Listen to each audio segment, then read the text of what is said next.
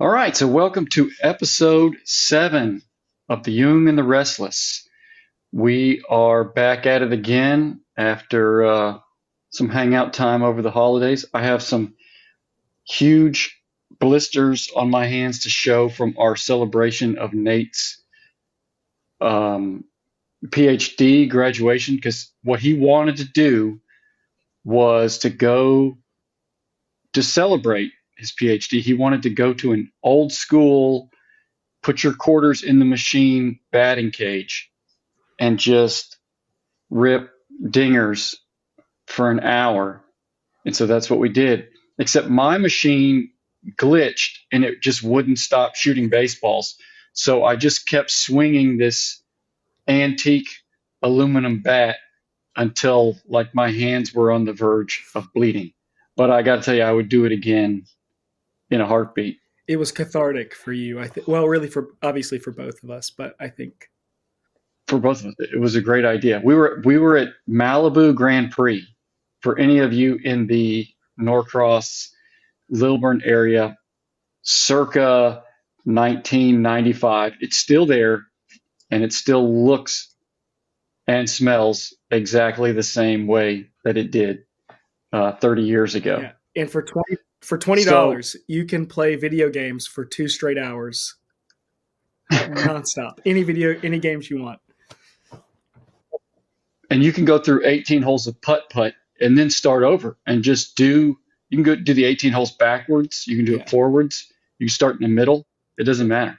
$20, you're good for an afternoon. yeah.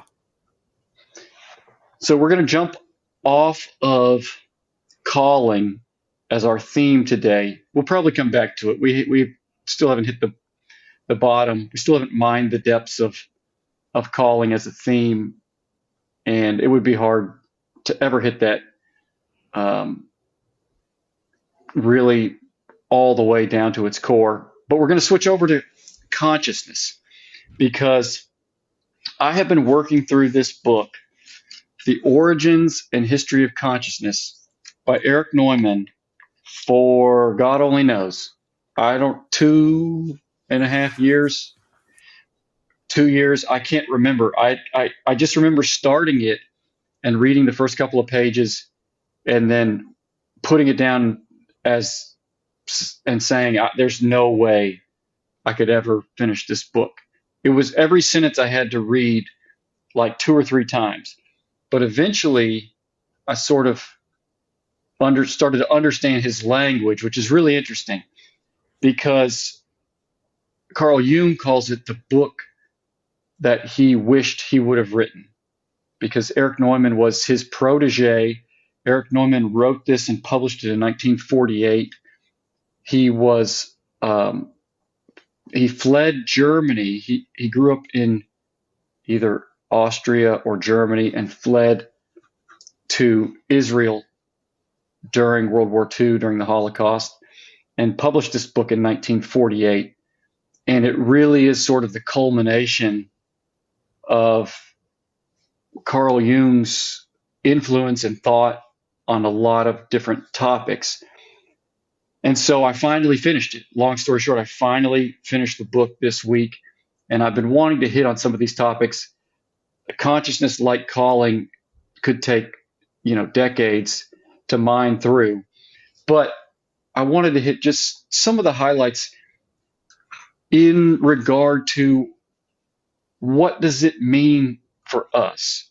What does consciousness mean for us, like on a daily basis?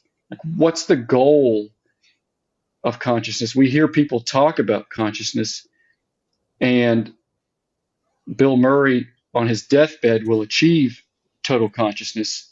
So he's got that going for him. But what's the goal? Why strive to become more conscious? And why have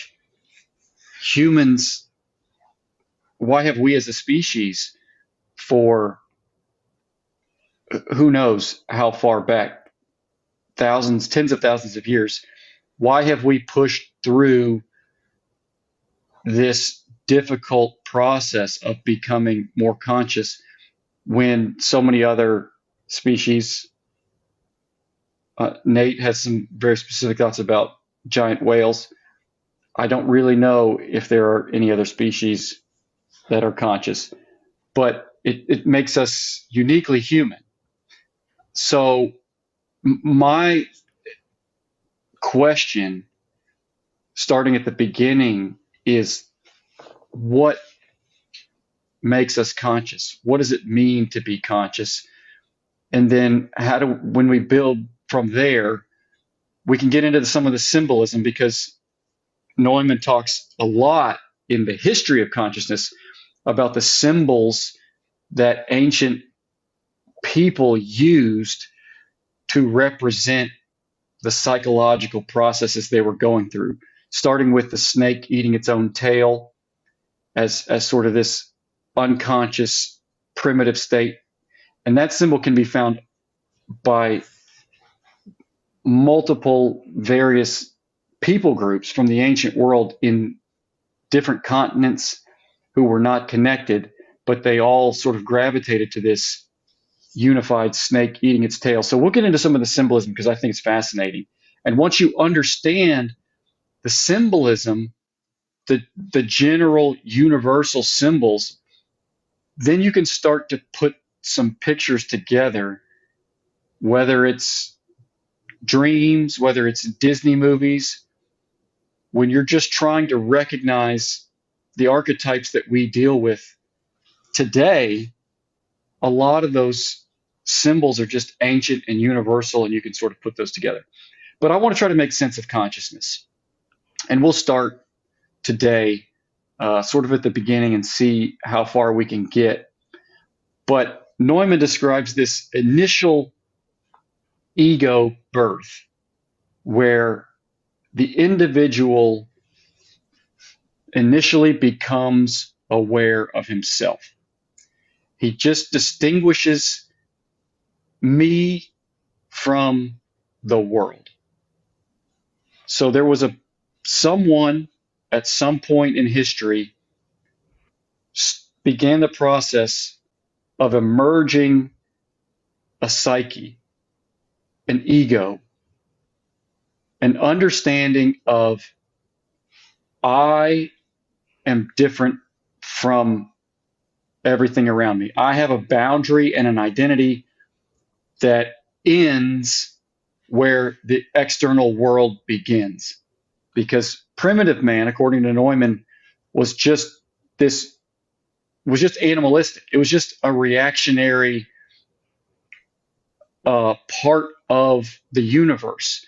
There were things that happened, and then there were just instinctive reactions, the way a dog instinctively barks out the window.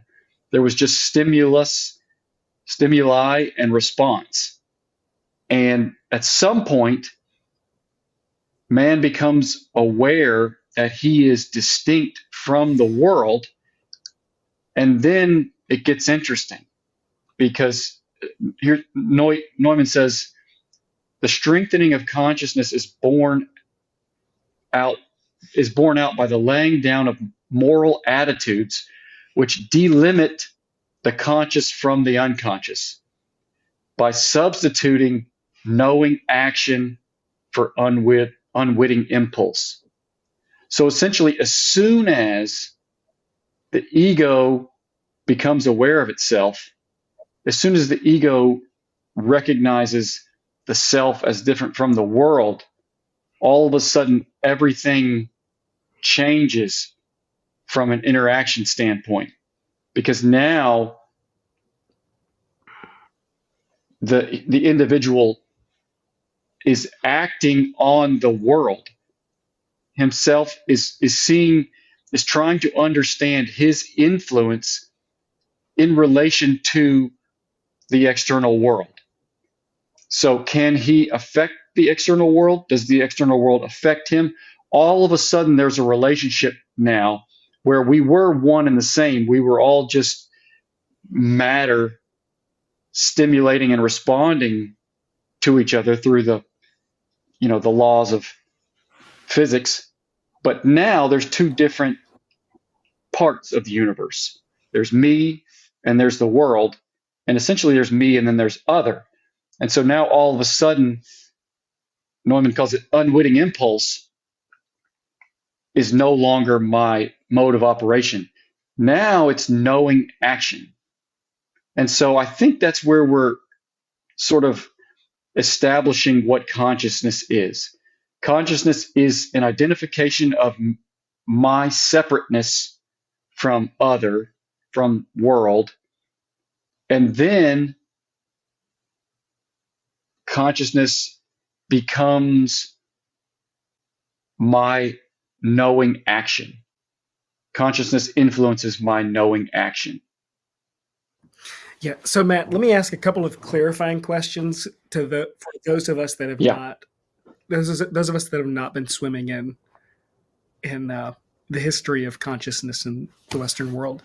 So one, we are talking about consciousness of self, right? An awareness Yes. of my being. Yeah. And two, consciousness is something that we can become. In other words, it's not a binary. It's not I'm conscious or unconscious. It's something I can grow into. Is that would that be accurate? Yeah. So that's a good question that I wanted to sort of clarify because um, what it looks like for me in imagery is just a spotlight. So our consciousness is not. Let's back up a step. Our consciousness is not our thoughts. So animals think, humans think. That doesn't establish either as conscious.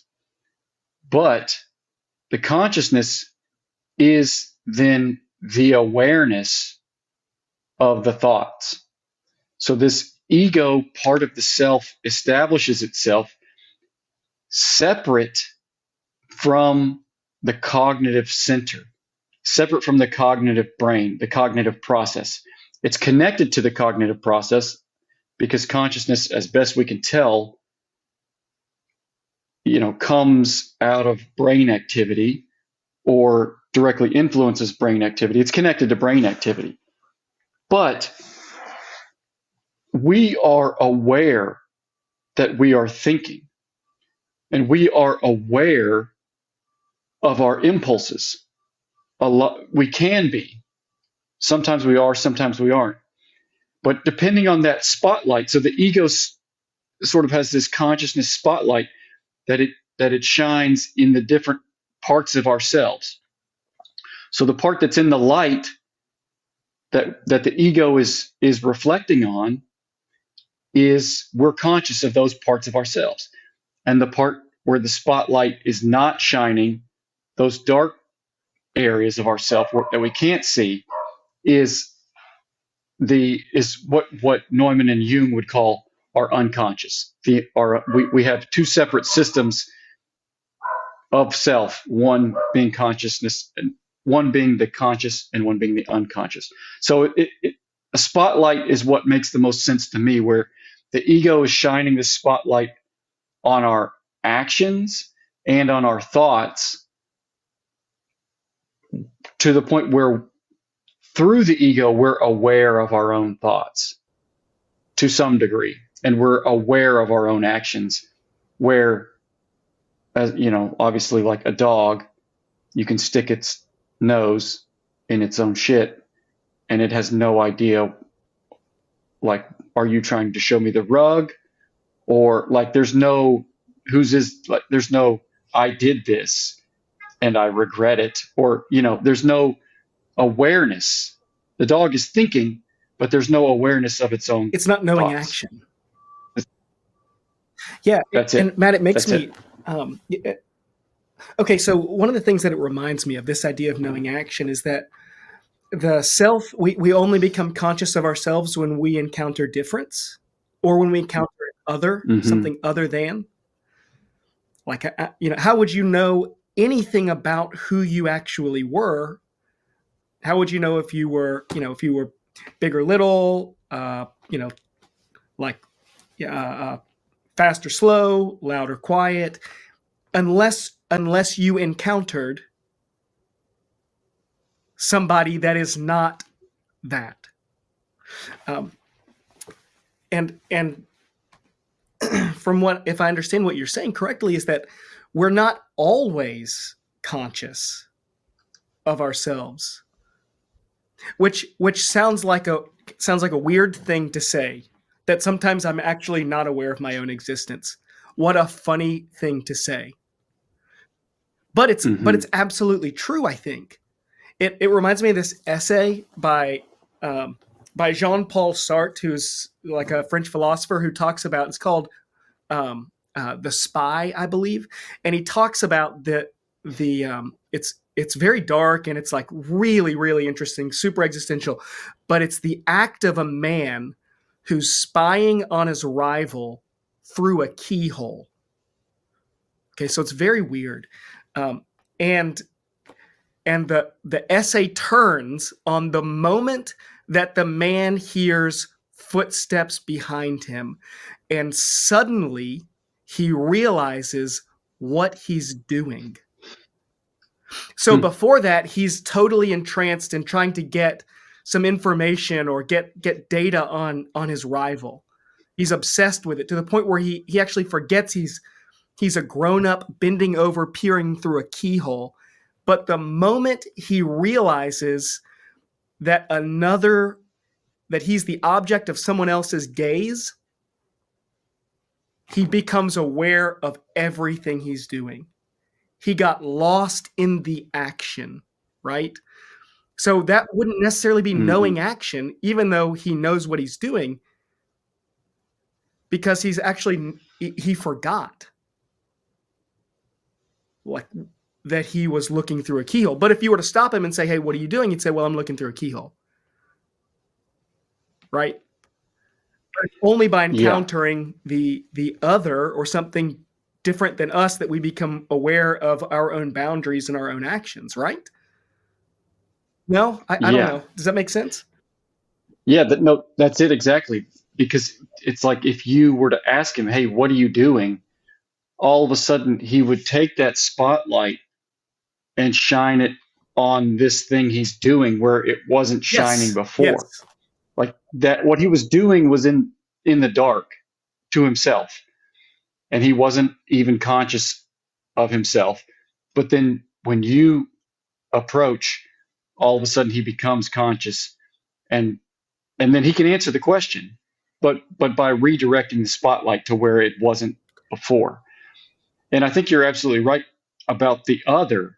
And I think that's what Neumann is laying out, is that primitive man somehow discovers the other, somehow discovers separateness, is what he calls it. Did they eat was it from eating the fruit from the tree, knowledge of good and evil? Well, that's one of the accounts that Neumann would lay out as a myth. That's one of the myths that Neumann would account as that part of that Are process. we getting there? Did I get ahead of us here? A little bit ahead. I mean, yeah, the Torah is pretty far advanced from the early tribal totems and rain dance and that kind of thing, where Neumann starts, because we don't know how far back this goes.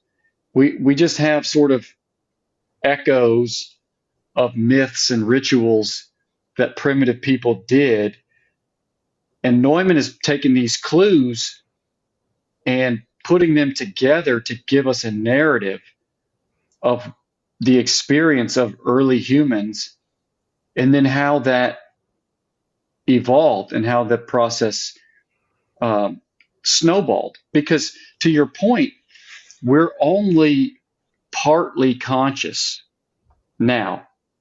We're not fully conscious of ourselves. And so we're still in our story of modern man is still in the history of consciousness. We're another chapter in that history. And so primitive man discovers other. He discovers himself as sort of different from the world, separate from the world. But that doesn't mean he knows anything about himself or anything about the world. he just knows that he is separate from the world.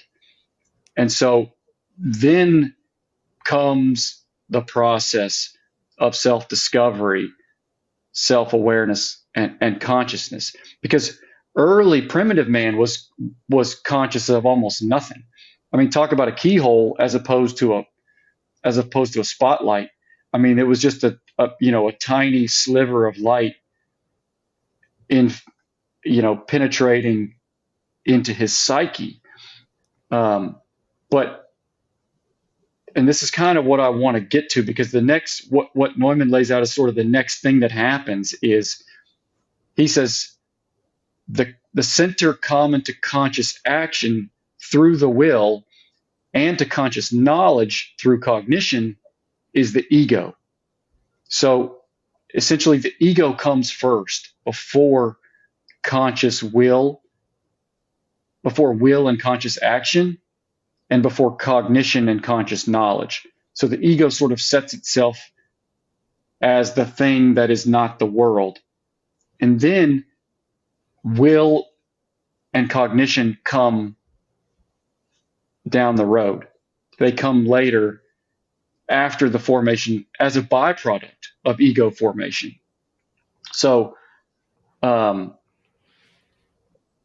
essentially the ego, let's see here. Let's see what Neumann has to say. He says,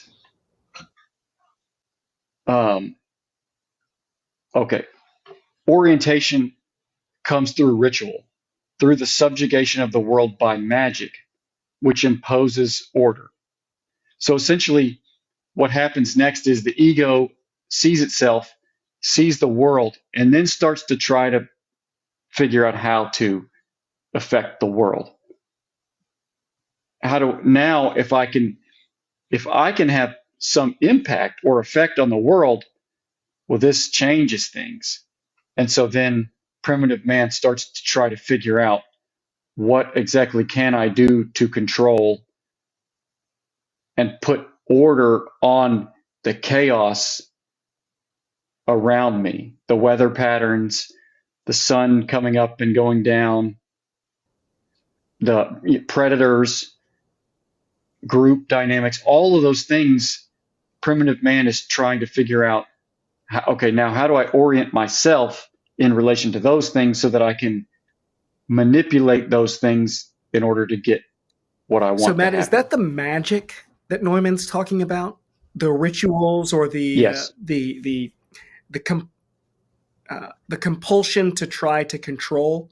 So like a rain dance, right? Or you know, creating some like these various kinds of symbols or practices that will get us what we need or what we want from a universe that is other than us.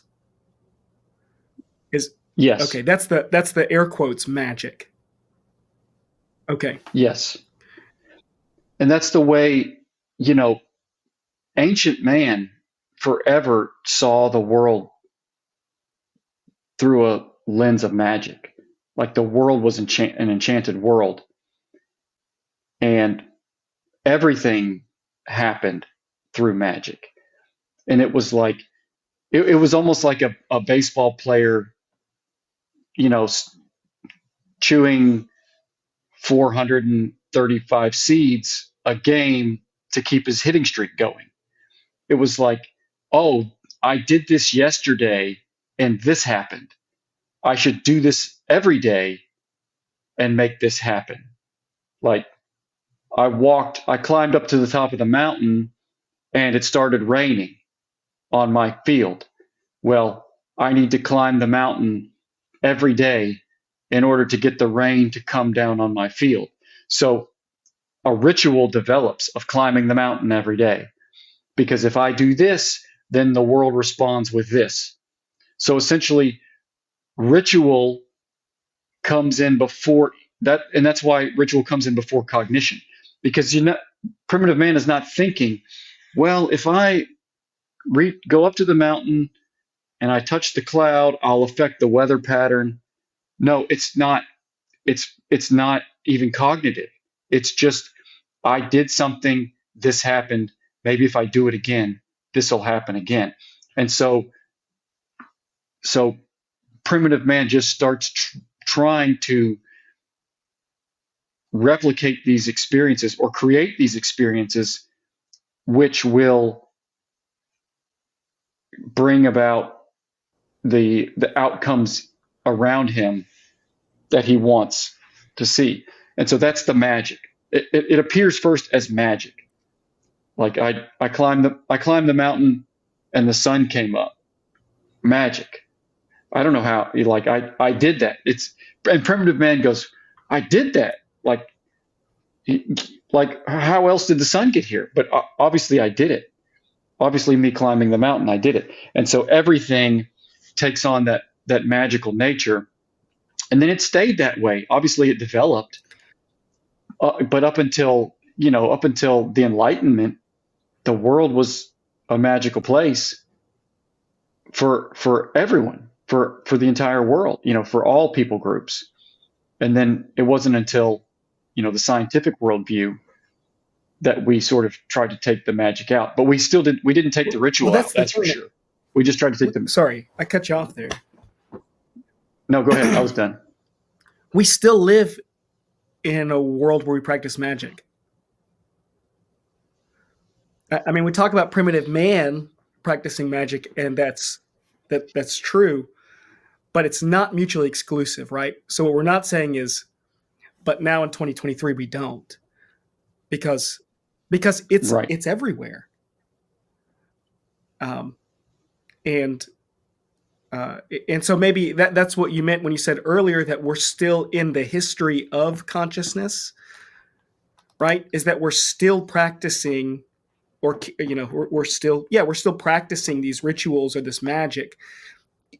And the second thing would be that magic isn't necessarily like a pejorative term here, right? In other words, it's not meant to poke holes in what you're doing necessarily, right? It's not like saying, well, what you're doing is Right. stupid or silly or nonsensical or make-believe even. Right? I mean, am I understanding that correctly? Yeah. When we talk about a world that's magic, we're talking about a world that's beyond ourselves. That's how I understand it. It's Yes. a world that is beyond my ability to know in its entirety or to be conscious of in its entirety. Therefore, there are dark places that I actually can't wrap my brain around, that I can't figure out how this thing is happening or how this is working. So I'm going to use all the data around me to try to put together some kind of system or some kind of picture where I can orient myself within this. That's it. That's it. Exactly. It's not like we're being dumb And that's by practicing magic. We're just being a part of the history of humanity, right? We're being fully human, perhaps. Yes. Is a better way to put it. That's exactly it. And it's not, we do what works. And then we go back and sort of mythologize it and sort of explain it. But we just do what works first, and then we go back. And so that's what calling this magic is not saying that these people are idiots, which is a purely like sort of Western modern way of thinking. But these people are actually, the way Neumann is describing it, these people are geniuses. These people are like heroes who fought against every other proclivity and instinct to move themselves forward in the world, to establish themselves, to understand their own identity. And so what you understand first is what happens when you encounter the world. You encounter the world and you do something, and if it works, then you keep doing it, and then you figure out later what it is and why it works. And I think that's what Neumann says. He really sums it up and says the important thing is that consciousness as the acting center precedes consciousness as the cognitive center, in the same way as ritual precedes myth, or magical ceremony and ethical action precede the scientific worldview and anthropological knowledge. So, conscious action, like a will to knowing action, comes way before we ever turn these things into concepts, before we ever break them down and dissect them and turn, into little pieces and parts. It's just we're going to do what works. And actually the doing of the ritual is what allows other and the world to sort of reflect back to us some information, some differentiation, and then we gain consciousness and self knowledge, and then we gain broader consciousness of what's happening in the world and what's happening in ourselves, and so that spotlight starts to expand. But it starts by acting. It starts by going through the rituals, and then after that, what does he say? Um, this ritual precedes myth, and acting center precedes the cognitive center. So ritual happens first. Historically, historically, people were doing things, and then later they would add the myth to it, to the practice. But the practice came first because the practice was a way of engaging and orienting with the world. Does that make sense? Yeah, and that is what you just described is is like the antithesis, or so counter to the way that we understand the world, right? At least I think, if I understand what you're saying, it, what I hear is that the action or experience uh, occurs before theory or concept, right? But we're so often taught Yes. that it's the other way around, that we're like out there testing out these concepts. But the fact is, like we talk about it in like learning here, in the education world, it's like it always begins with experience, always, and and then we move into trying to organize that experience in a way that is integrated with the world that we live in. But we think it goes the other way around, that like I've got to start with getting all this knowledge that's whatever, in a book, or wherever, objective knowledge, and then I've got to make my experience fit according to these universal concepts. And that's where we actually, I think that's where we have a lot of cognitive dissonance, and we get very confused about our own identities and our own roles, because we think that it starts with these the concepts we find in I don't in our schooling, or in our education, or in our religion. But what Neumann is saying is it's the opposite, right? Yes. And so in that way, our concepts ought to be expressions of our experiences rather than boundaries of our experiences. In other words, we ought to be liberating our experiences through these concepts rather than being imprisoned, rather than our experiences being imprisoned within these concepts. Now I'm just using too much jargon, but the whole idea is like, if I'm convinced by what I learned in school that the world only works in this specific way, or consciousness, I am only supposed to operate as a human in this specific way, and then I find out something new about myself that is outside of that knowledge, then like I'm up a creek, right? It must be something Right. wrong with me, and I need to reevaluate me, which is another way of saying I need to go back into become more conscious of some part of myself. But Neumann is saying it's the opposite. And I'm not going to get this. This is I kind of want to get on a soapbox here, but I'm not going to. That what we believe about the world or the concepts that we create about how things act ought to be liberative expressions of our experience rather than they have to be emancipatory. Yeah. I maybe took Yes. that further than what I definitely took that further than what Neumann is saying and what you're saying, but No, you just took the logical next step. You just in the logic. You just took what obviously Neumann lays out in this book, but he doesn't say it. He doesn't go there because it's not within the terms of his research. But if what Neumann is saying is true, then what you're saying is how we ought to engage with the world. and with our magic.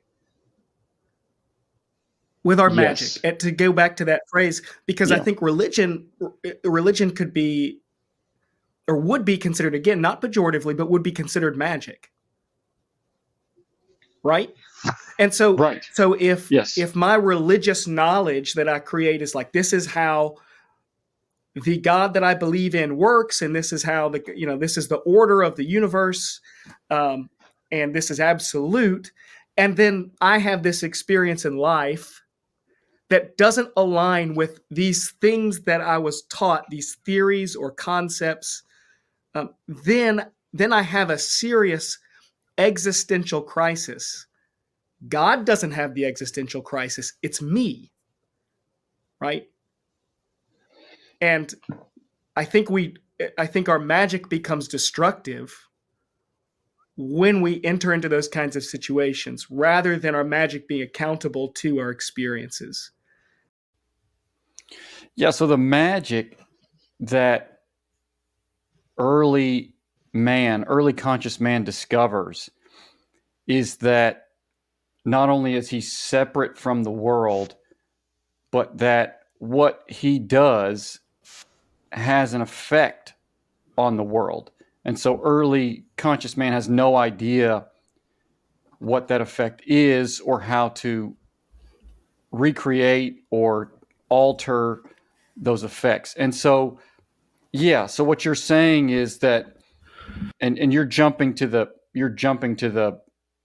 good part, right? Where religion comes out of that, like from that conscious action, from that quest, from that drive to see what we can do to affect the world, what consciousness can do to affect the world. Then we enter into religion. Ritual comes out of that, and then eventually religion comes out of ritual. And then eventually what's fascinating too is that science comes out of that as well. Like science is nested into that, like the Russian doll, like it's, ritual and then religion, and then out of that quest to master our environment, to affect our environment, then we create science, we develop science. But if we get away from the personal experience side of it, like you're talking about, and it's just dogma, and it's just rules, and it's just a formula, it's formulaic, the rituals, then we get out of that conversation with reality. And that's what, and that conversation with ourselves, the parts of That's right. reality That's right. the parts of reality that we don't understand, and the parts of ourselves that we don't understand, then we exit that dance. We leave that conversation, which is where the magic is. It's in that discovering of the parts of ourselves that we don't know and the parts of reality that we don't understand. And so there is absolutely a role for dogma and doctrine and what Neumann calls the canon, or the cultural canon. Like, we have to have these ethical norms and standards and practices. But the magic of ritual is a participation. It's like an engagement with the process of doing these things in order to discover the parts of ourselves, the unconscious parts of ourselves, and the parts of reality that we don't understand. And so ritual is like we just do, like, ritual comes first before any cognitive understanding, before um, any religion, before science. It's ritual. Like, we just are, we're just ritualistic animals. That's how the process of consciousness plays itself out, through ritual. Does that make sense? Yeah, Matt. I think that's a I think that's a helpful way to talk about it. That we're ritualistic animals, right? That we don't actually even need to be. I don't know what the right term is, Matt. Whether it's like compulsive or pathological or whatever, but we don't even need to try oftentimes to create rituals. We just do them. We're just selfing. We're being ourselves. We're living in the world, and I think you know, the power of rituals is that they are expressions of our humanity, of our human experience, and uh, rather than um, delimiting our human experience, right? Rather than being prohibitive. And so, uh, which is probably a really good heuristic device to understand when religion becomes destructive, right? Or when it becomes unhealthy or something like that. When our rituals become unhealthy is when they're actually limiting uh, uh, our our the exploration of self or the understanding of self rather than facilitating it. Yeah, that's exactly right, and that's what we keep going around this.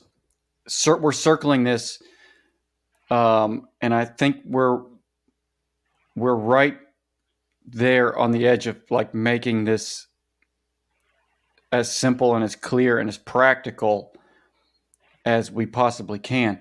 But it's like, we don't we engage in saying, obviously, we've established ritual comes first.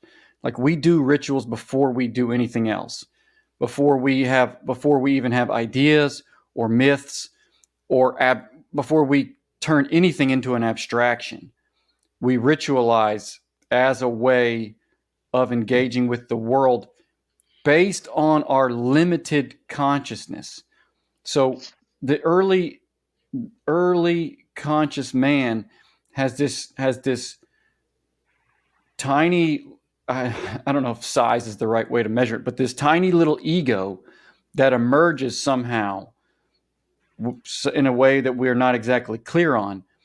So you can, if you're thinking about the flashlight example or the keyhole, it's this little keyhole of light.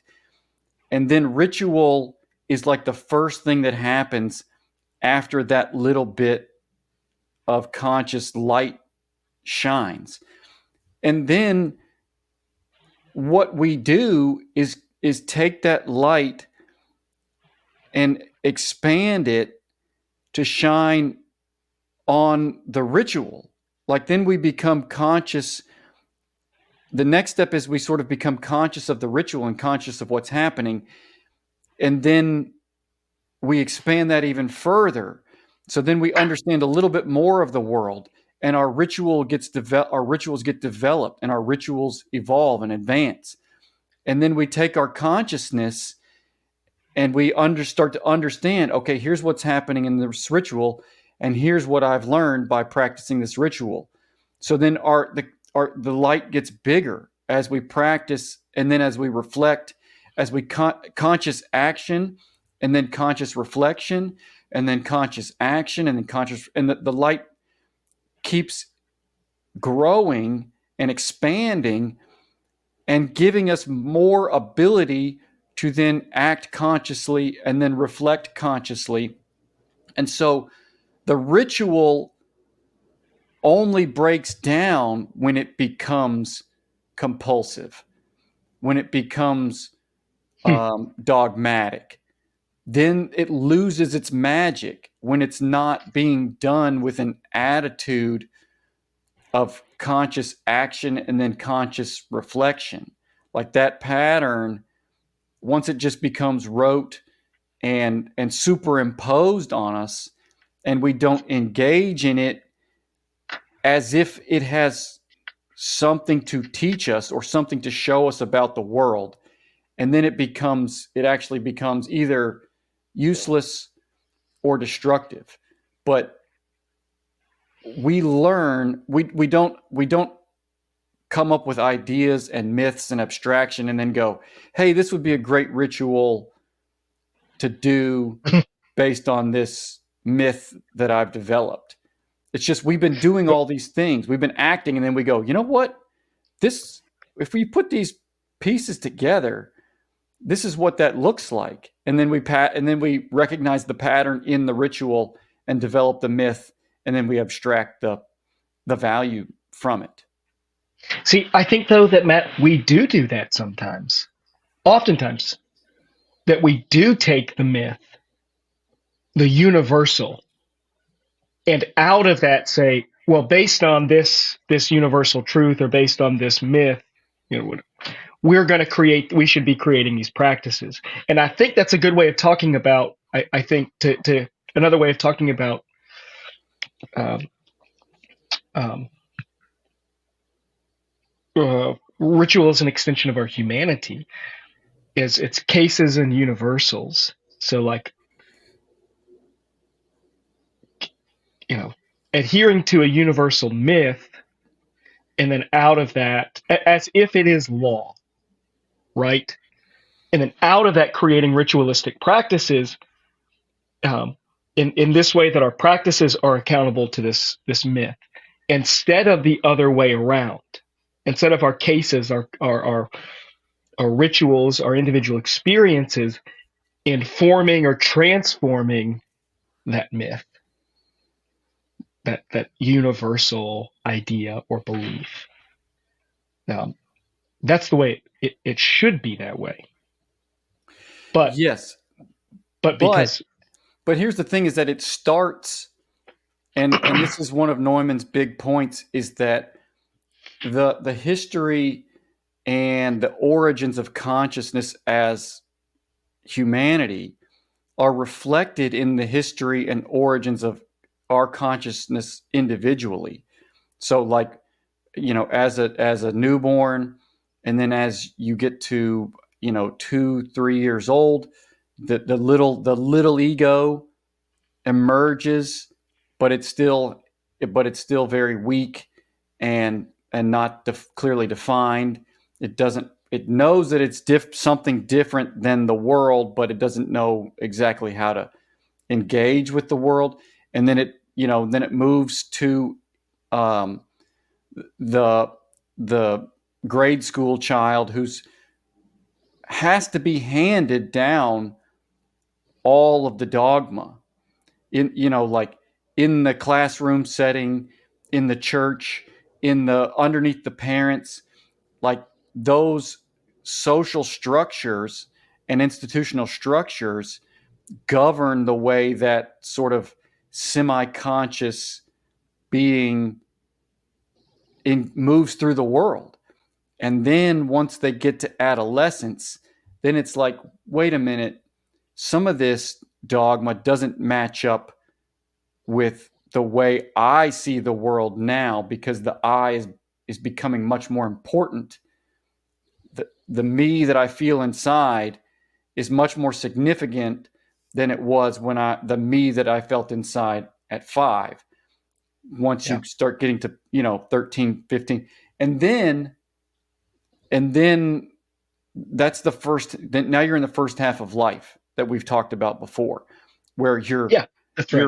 you're understanding your identity and your experience, and you're trying to match it up with the social norms and the social experience, and trying to understand, do these rituals fit my experience? Is the pattern that's laid out for me good? Is it one to follow? And wisdom would tell you most of the time, yes, it is. But there's an emerging ego that has to test these things. And then once you, and that's what life is from, like basically 15 to 35. And then the second half of life is, okay, I understand my experience, my own lived experience, and I understand the social, um, collective. The collective is the word. The collective rituals that have been. So now I have, if you're if you're developed, if you've gone through the maturation process, uh, if you've submitted yourself to the maturation process, then you have a much better understanding, and then you can actually make some clear distinctions. Like, okay, what I was handed from the collective, the rituals I was handed, have a lot of value, but they don't match exactly my lived experience. And so now it's a matter of aligning those two and integrating experience and the collective ritual, the collective canon. And now because your consciousness is expanding. Now you've cognitively wrapped your head around the ritual. You've become conscious of your own internal structures, and now the second half of life is about fully integrating, um, those two. Does that track? Yeah. And that's a helpful way of talking about a midlife crisis, right? Of how we get to a midlife crisis, which we've also talked about in a different way, Yeah, right? Is integrating the self and the ritual, or the self and the world, and trying to find the proper, I don't know what it would be, balance, right? yeah, yeah, yeah. Because the ego has to define itself. There has to be a long process of the ego establishing itself and establishing its independence. The self has to be established, and that's that first half of life. That's from basically adolescence to about, give or take 30, 35. And then all of a Yeah. sudden, once the ego feels strong enough to now reintegrate all the collective, all the ritual that it fought against, that it um, delineated itself from, now it reintegrates it in a way that is healthy, that pushes it, that creates a higher level of consciousness, a broader spotlight. That spotlight now, the process has reversed from now putting limits around the limits between myself and the world, and now now I'm bringing those two back together, but consciousness is expanding. So here's an observation, Matt. All of our talk about ritual, religion, magic,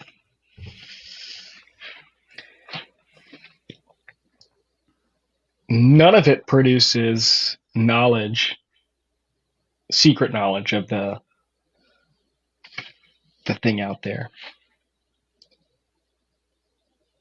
it's all producing knowledge of the self, right? Consciousness, Yeah. self-consciousness. So, so is that what our rituals are really doing for us? Is that ultimately what our religion and our religious practices are doing? Is just revealing more of the boundaries or the shadows and nuances of the self, not of the thing that's out there, the great whence from which we came. Yeah, well, that's the ultimate question. That's the right question. Um, and I think so. Here's the thing: why? And this is what you and I have talked about, not on the podcast, but we've talked about before. It's like, why push ourselves toward consciousness? Like, what are we driving at? What are we getting out of it? Like, why become more conscious? Because there's a strong temptation for all of us to to drop into unconsciousness, whether that's scrolling through social media or just binging on Netflix or whatever that medium is, where we can sort of check out of the thinking process, check out of that uh, of the struggle, like the friction. It's more like friction, that like strain of dealing with our own inner experience, or the effects of what we feel is the external experience. And so the temptation, and it works, like to just go to just get on the Nike website and just look at Jordans for like 20 minutes. It soothes that like angst or the stress or whatever it is of the situation, or to get on Instagram and just, or YouTube shorts and just watch, 60-second videos. But what happens is, and the difference is that that becomes, we become unconscious. Like we're the guy looking through the key, spying through the keyhole, not aware of what we're doing. And so we're essentially missing out on our own lives, or opting out of our own lives, 30 minutes at a time, 10 minutes at a time. And the goal of becoming more conscious is so that we can take, what is, we can take knowing action. We can substitute knowing action for unwitting impulse. We can take, being conscious just means simply like taking ownership of our own identity, and therefore taking ownership of our own lives.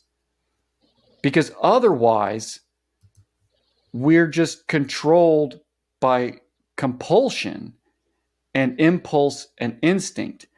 And the goal of consciousness is to let go, is to go beyond, is to rise above and go beyond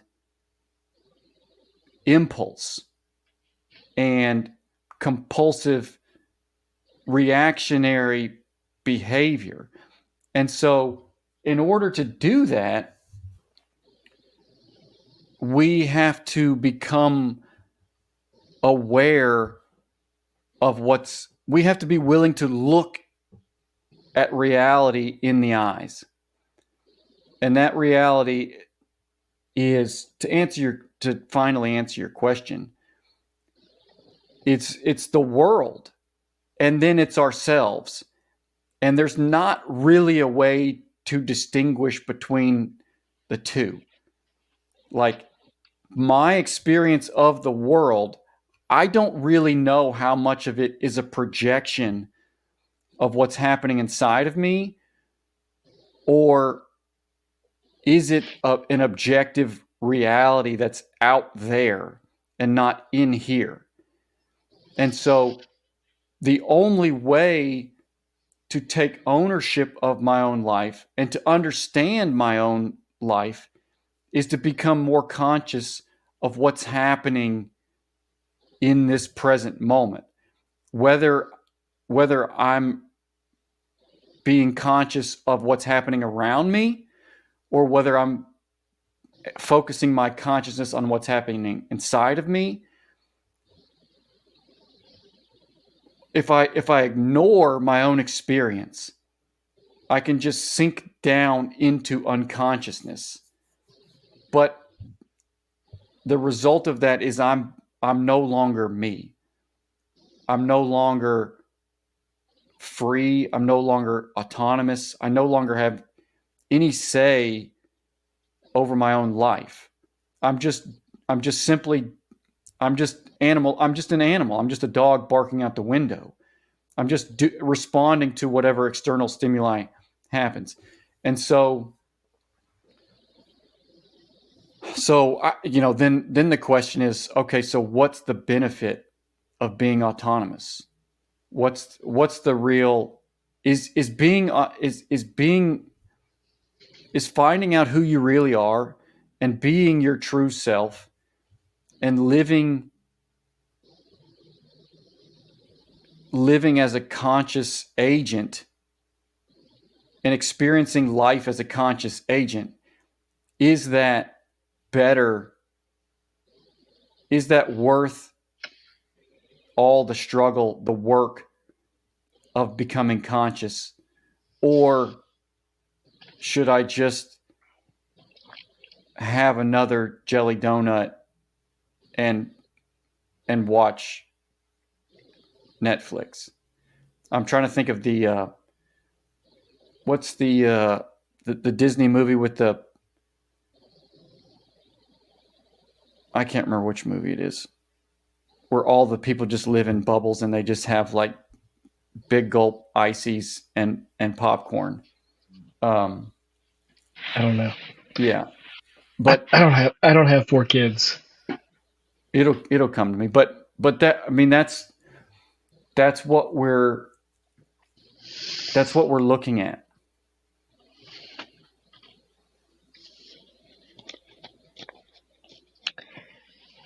We've talked about this before, but this is the final scene of Braveheart, right? It's it's where uh, I don't know if it's William the Longshanks or his son, but William Wallace's fun. Oh, Robert the Bruce. Robert the Bruce betrays William Wallace. He's captured, and they're gonna torture him and kill him. And he's like in prison, and that the French princess that's in love with him comes to him, and she's like, "Hey, I've got this medicine. Just take it. It'll like ease the pain of the torture that's coming." Right? And he's gonna be like publicly tortured, and he pretends to take it, and then when she leaves, he spits it out. It's like, and he can't do it, right? So he's gonna like numb his wits. He's gonna actually become less conscious, but he's gonna avoid the pain. And the question that we're asking is like, why avoid the pain, or why not avoid the pain? Is it really worth it when you could just numb your wits, right? You could just check out, do whatever you need to do to escape or to avoid. And I don't mean that like hypothetically, and I don't think you meant it either when you asked the question of like, what is the benefit? Why wouldn't I do that? Um, what's the payoff? So, so I think one of the payoffs is that we've been talking a lot about magic and religion and the self, right? Is that I actually can't ever get to any kind of real religious experience except through the self. I don't think, except through a like a self consciousness. So by dumbing myself down or by escaping, I'm actually like by sort of trying to check out and becoming less aware of myself, I'm actually limiting my experience, my ability to experience anything spiritual or anything divine, anything of any kind of religious experience. It's and I think oftentimes our temptation is to we gravitate toward religion because it can be an escape hatch for us, for the self.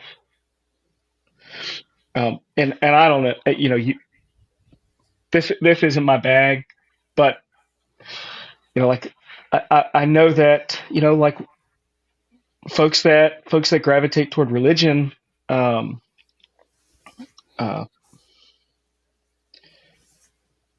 some of the reasons can be that it's just so much easier to have somebody else make decisions for me than for me, right? Like if I've got these universal myths or this dogma, this doctrine, then I don't actually have to do the work of trying to figure out, is this good or is this true? Or is this a reflection of my own lived experience? Right? Instead, I can outsource that. Again, I can escape the self. And I'm not saying that that's why people are attracted to religion. We're saying the opposite. But it is a way in which we can try to escape the self. We talked about vocation and calling for a couple of those episodes, and I can't remember if we touched on this, Matt, but that's one of the things that I see pretty regularly, is that with folks that are trying to follow their calling, is that the idea is that this is actually going to rescue me from my current circumstances. When I discover my calling, it's going to all come together, and that calling is something that the great whence from which we came has for me, and I've got to search and find it. And it's somebody told me once, Cost, you're trying to steal my miracle. Quit trying to steal my miracle. And that was such an honest and what could be a more human response than that? Thank God that person was honest, because there is a sense that I can, if I pursue this calling, then I don't have to, that all of my history and all of this experience that perhaps is quite unpleasant, right, or doesn't make sense to me, I can leave it behind. And the reality, sadly, in those situations is that it's the opposite, man. You got to go deeper into the self, deeper into the lived experience, deeper into your personal rituals, into your ideas and conceptions of magic,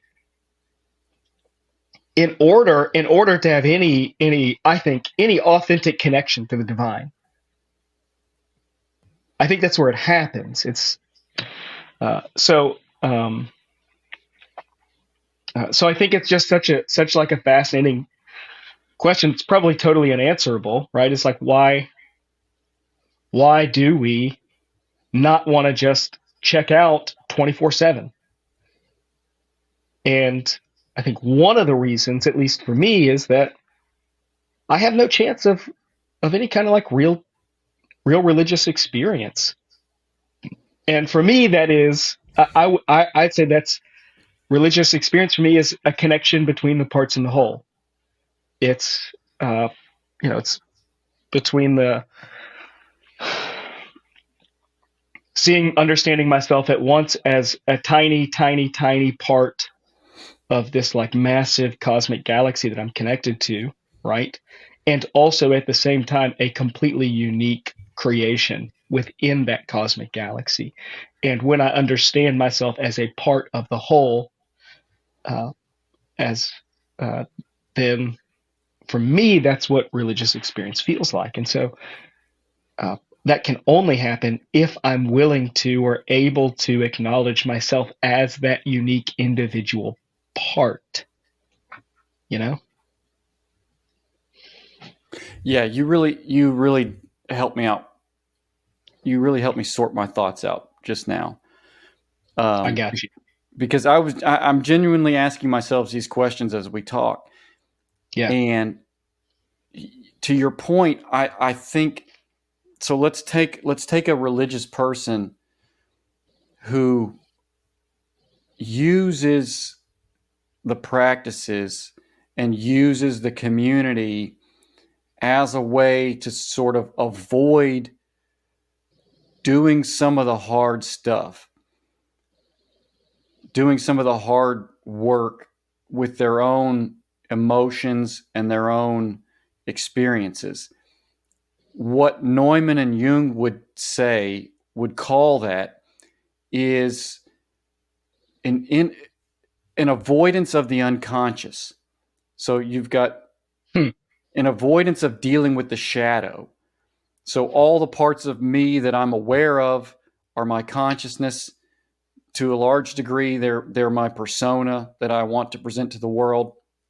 And then the parts of me that I'm not fully aware of, that come out of me that I don't even know are coming out, or the things that I wrestle with that I try not to let people know about, that's my shadow, and that's the unconscious.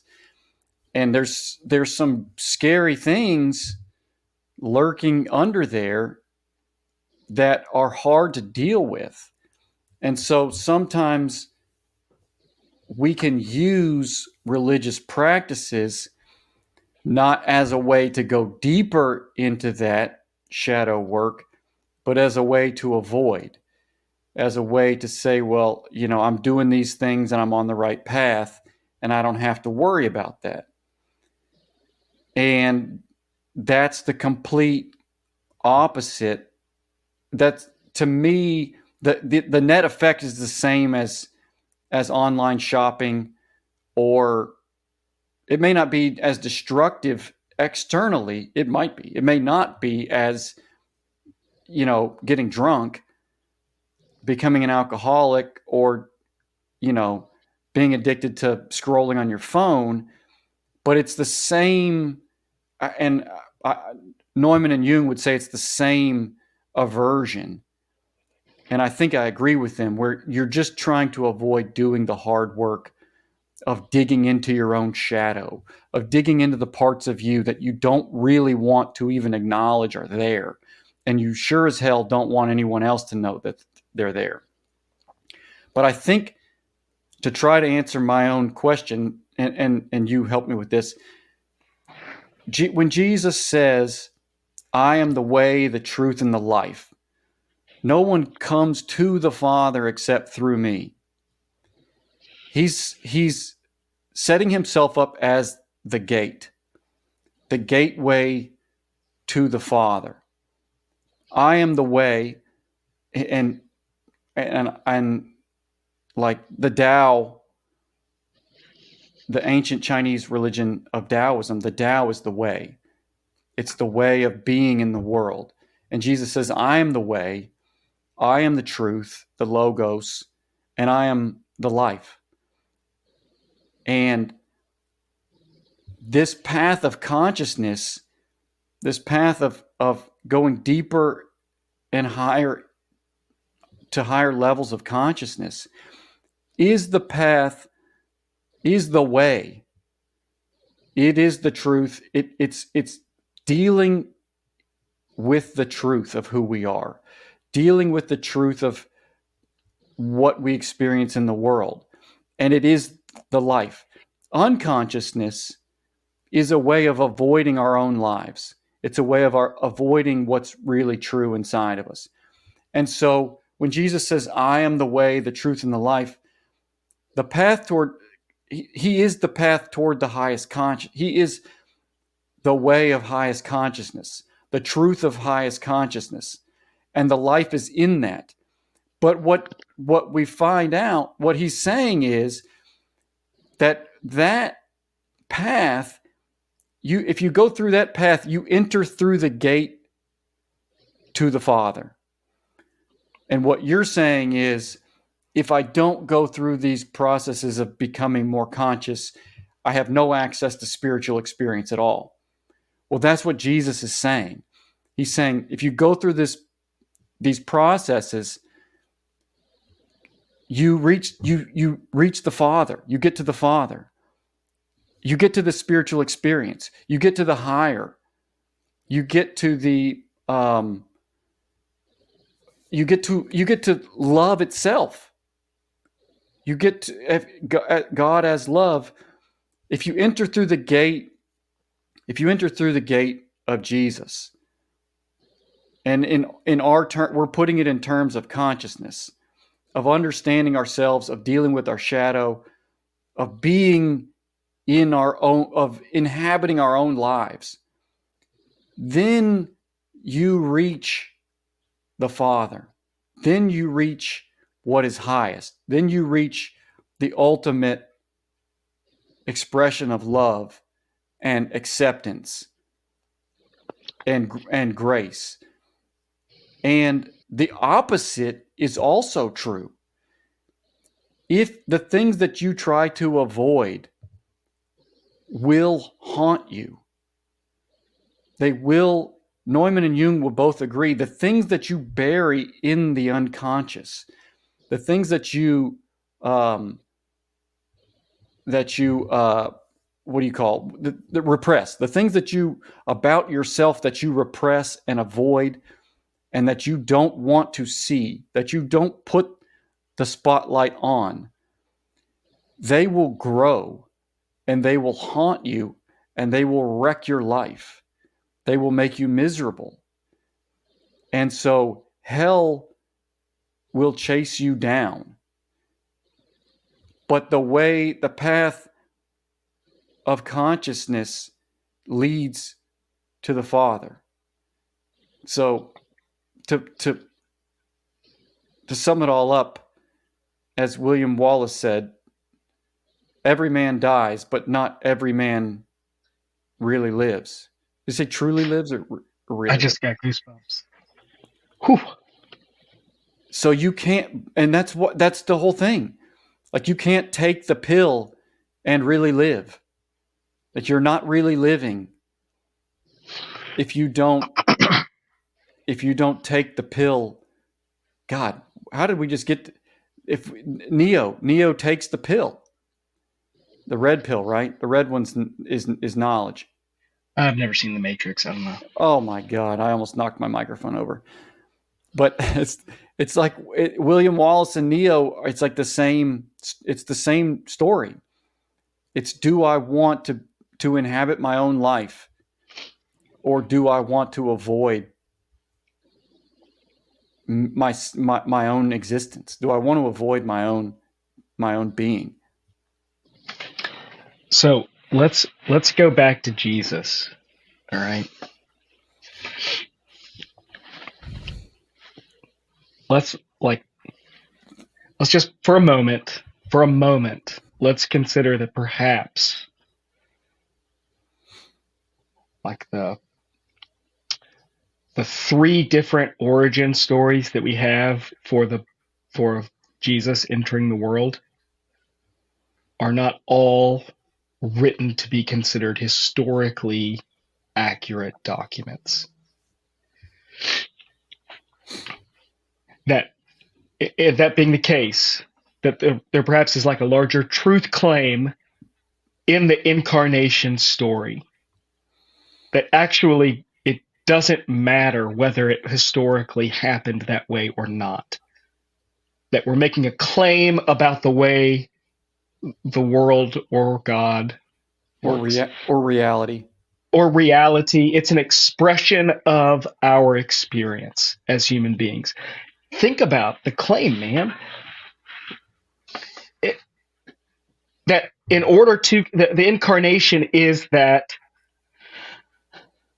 um, that the divine, that God enters the world through, uh, enters the world as a human being and partakes or participates in every single thing that could make God a human. That a human does is what God does, right?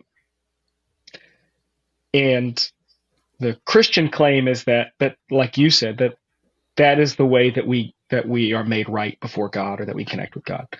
Yeah, man. The claim is that you have to go into your humanity in order to connect to the divine.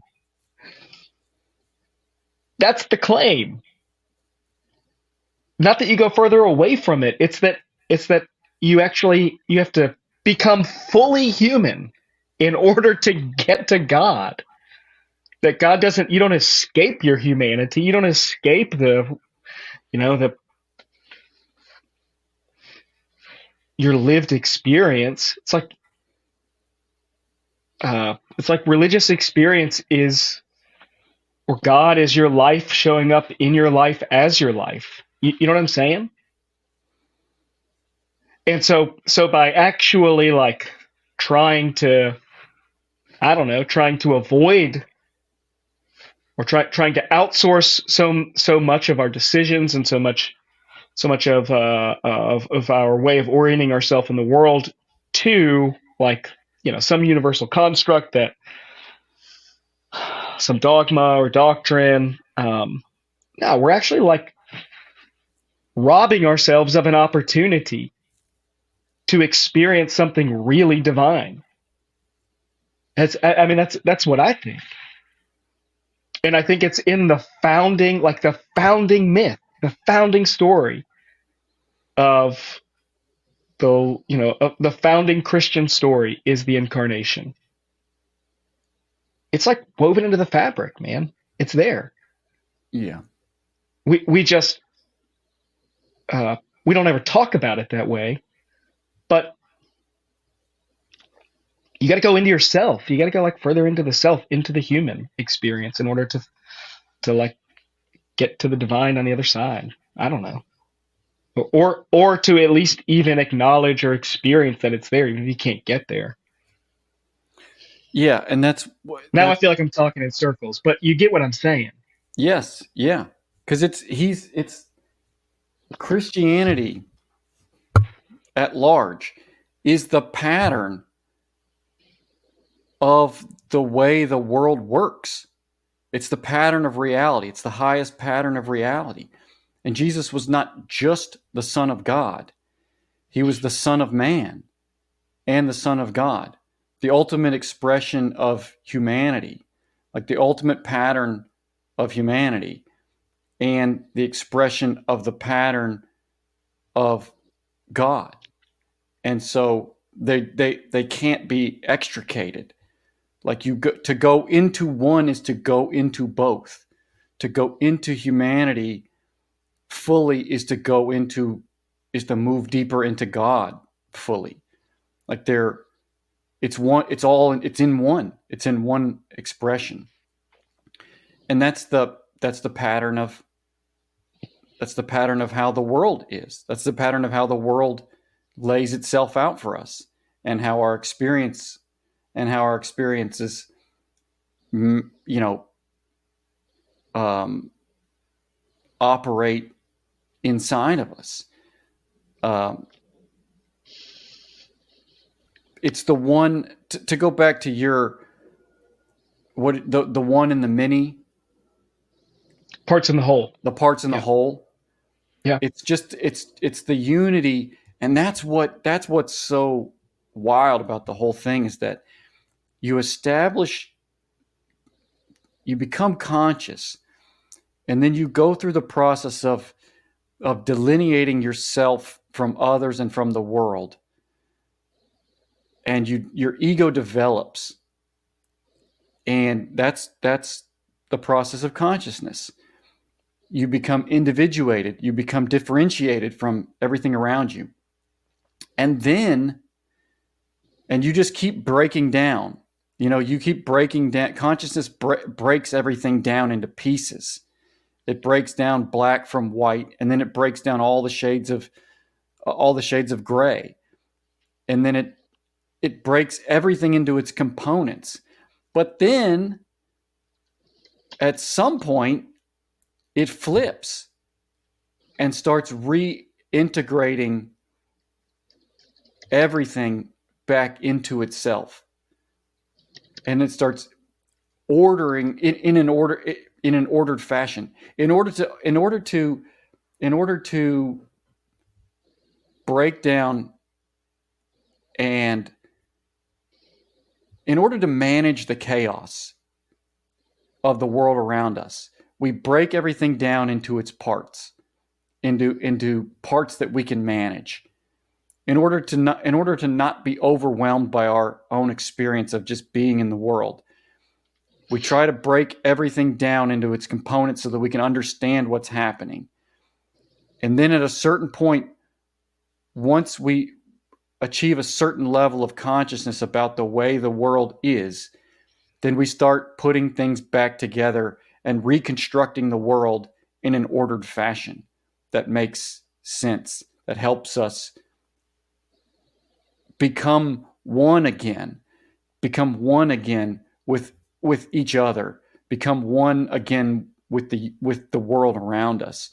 And we all of a sudden we're reintegrating and bringing things back together as one, like the tree, the leaves and the trunk. The leaves have to establish themselves as distinct from the little twigs and the branch and the trunk, but then it all is one thing, but it has to distinguish itself in order to grow. But then again, it reestablishes its identity with the tree in the way that it functions. Yeah, I'm gonna. As you're talking, I'm trying to work through something here, and this is, I think it's the role, it's the role of loss in the formation of the self. And this might have been what you were like getting at with the tree and the leaf, that like distinguishing itself as its own sense of being. Is so often I think when you like folks that sort of get to that second half of life, right? um or get to like a very solid sense of self. I think oftentimes there is some experience of loss or grief that uh, facilitates that experience. And I think one of the reasons why is because first, like you can't. I mean, you can, but like when you experience grief after some kind of life altering loss, it's gonna find you. It's like you can't even go to sleep. It finds you in your sleep, right? And so the lengths that you have to go to numb yourself from that, or to escape from that feeling or that experience, it's almost impossible to do that. We still try because it's awful, but it's just you can't hide from it, man. Not very well. And so I think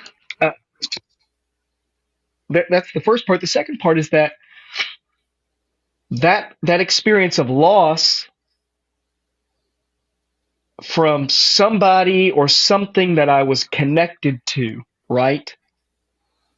Also, throughout that grieving process, forms within me or reminds me or reveals to me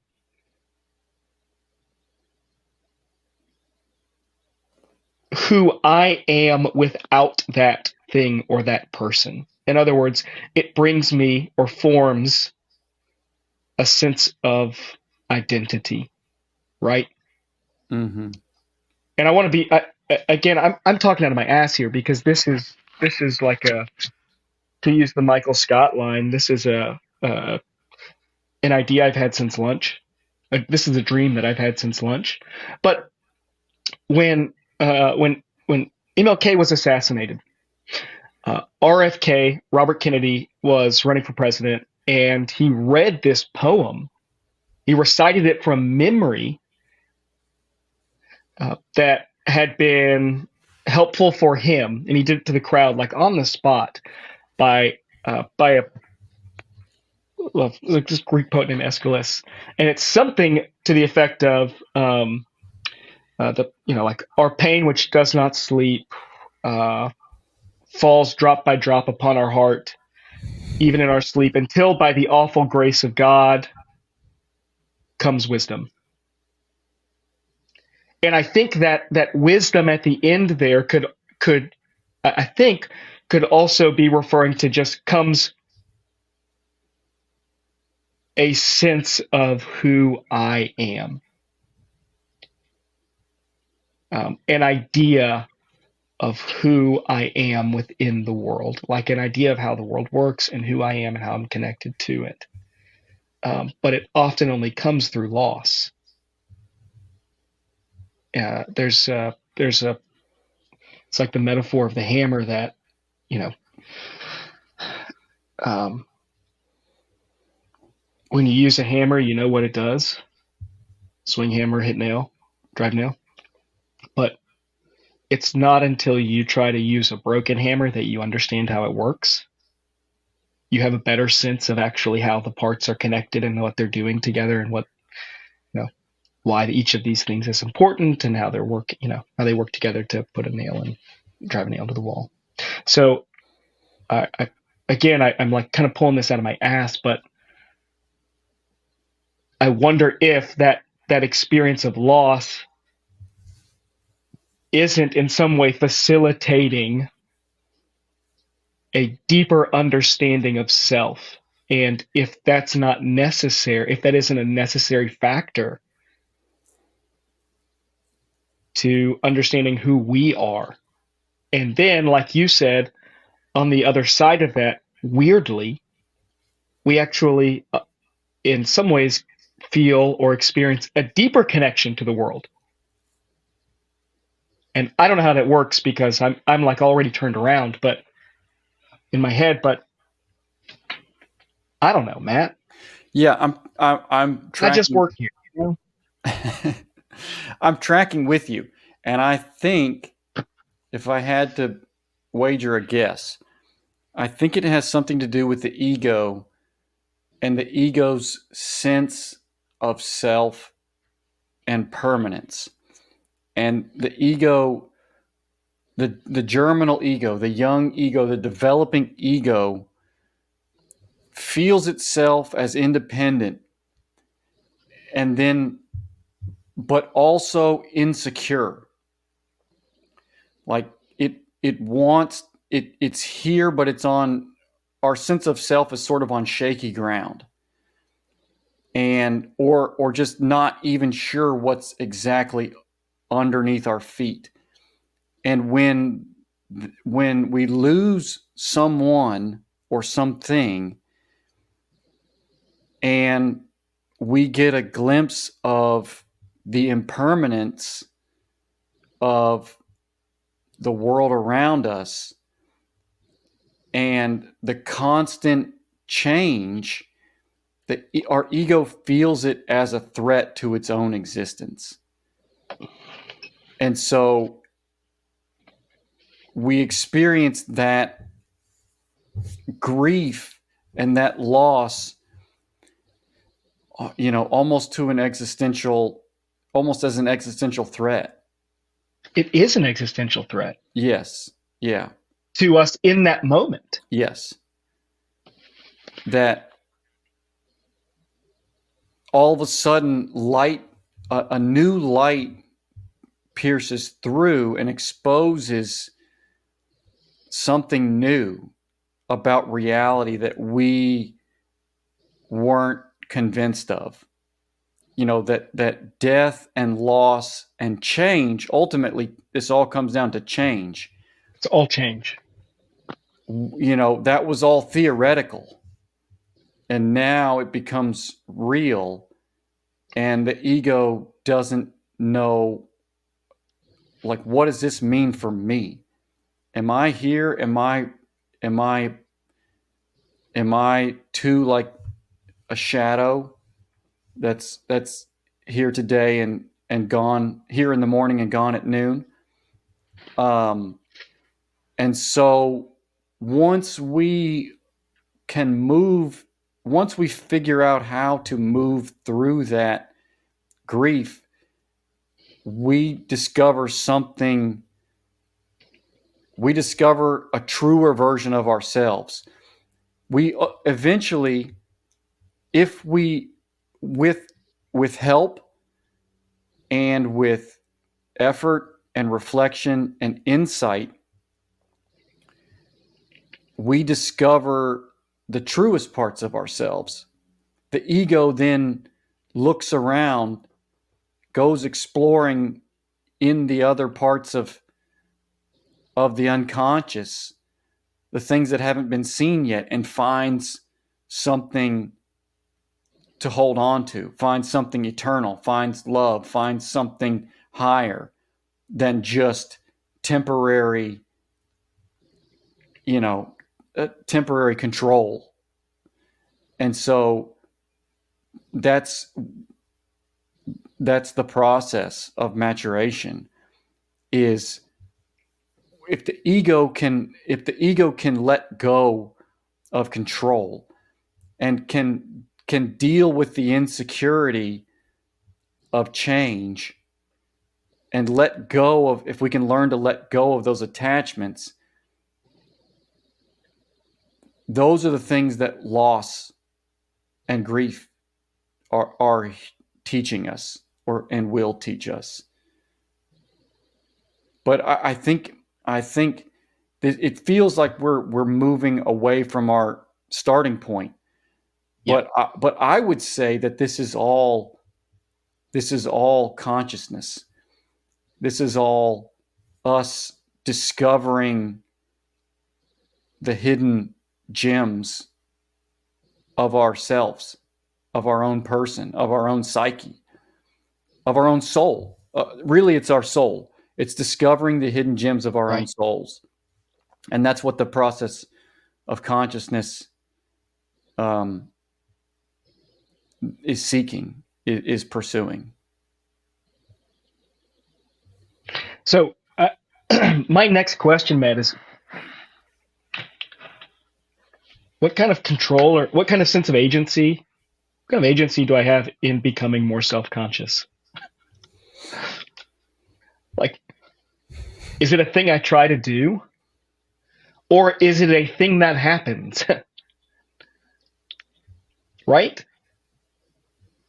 Um, Yeah. if the sense of self or a sense of consciousness is the result of change or loss, um, and yeah, all change is loss, right?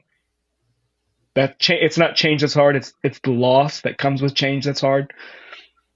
If the result of that is a deeper sense of self and a deeper consciousness of who I am, uh, as a part of the world around me, then can I try to become more conscious? Or is it something that happens? Yeah. So we just hit the 1 hour mark, which puts Okay, us at an hour and a half. And I think that we should answer that question at the beginning of our next episode, done. because I think that's a great question. That'll give me some time to Google it. Exactly. All right, that was fun. That got my brain rolling, which was the whole point of this exercise. Yeah. Yeah, man. It was good.